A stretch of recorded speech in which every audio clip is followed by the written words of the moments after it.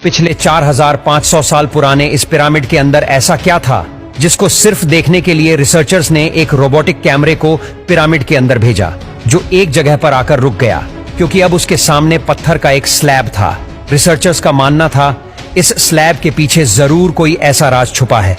ये राज इनको हर कीमत पर जानना था, इसलिए उन्होंने रोबोट के आगे एक ड्रिल मशीन लगाई जिसने उस पत्थर के स्लैब में भारी छेद कर दिया। रोबोटिक कैमरे ने स्लैब के उस पार एक ऐसा मंजर देखा जो पिछले 4500 सालों से किसी ने भी नहीं देखा था। अब उस स्लैब के पीछे ऐसा क्या था, आइए जानते हैं। मिस्र यानी इजिप्ट में टोटल 138 ऊंचे तरीन पिरामिड मौजूद हैं। इनमें से सबसे ऊंचा और बड़ा pyramid the great pyramid of Giza कहलाता है। एक एस्टीमेट के हिसाब से इस पिरामिड में टोटल 23 लाख बड़े बड़े पत्थरों का इस्तेमाल हुआ, जिनमें से कई पत्थरों का वजन 50 टन भी था। लेकिन इतने ऊंचे और आलीशान पिरामिड बनाने का आखिर मकसद क्या था? The great pyramid of Giza सबसे ऊंचा और चौड़ा पिरामिड है।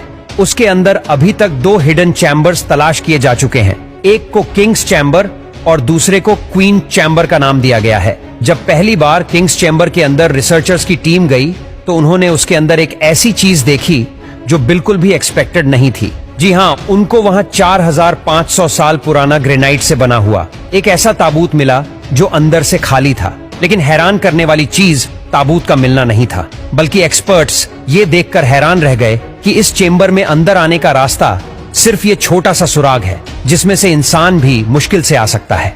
तो आखिर ये 1 पीस ग्रेनाइट का ताबूत अंदर कैसे आया?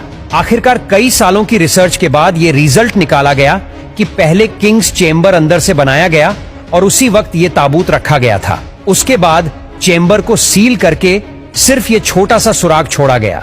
आखिर 4500 साल पहले वो कौन लोग थे जिन्होंने पिरामिड्स बनाने का इतना मुश्किल चैलेंज कंप्लीट किया?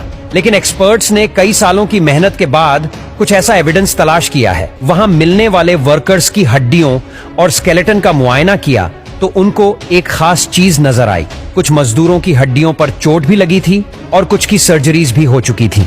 लेकिन अभी भी ये जानना बाकी रह गया था कि आखिर कितने मजदूरों ने मिलकर ये आलीशान स्ट्रक्चर बनाए होंगे। हजारों साल पहले ना ही उनके पास कोई मशीन्स थी और ना ही मॉडर्न टूल्स। तो जाहिर है उस वक्त पिरामिड बनाने के दौरान एक ही वक्त में काफी मजदूर लगे होंगे। हिस्ट्री से ये बात मालूम हुई कि पिरामिड को बनाने में कम से कम एक ही वक्त में 1 लाख मजदूरों की मदद ली गई थी। रिसर्चर्स का मानना था कि सिर्फ मम्मीज को दफनाने के लिए इतना तामझाम नहीं किया जा सकता, बल्कि इन पिरामिड का कोई और खास मकसद भी था। इस मकसद को जानने के लिए दुनिया भर से मुख्तलिफ दारों से मदद हासिल की गई